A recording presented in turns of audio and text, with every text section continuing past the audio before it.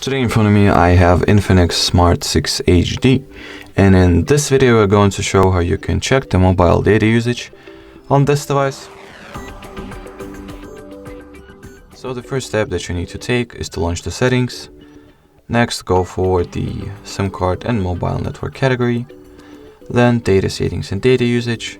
And as you can see at this data manager page, you will be able to see a very detailed breakdown on how much data, how much of the mobile data has been used in general for each of the SIM cards inserted, as well as the detailed breakdown on how many bytes or how much data has been used by any particular app in particular.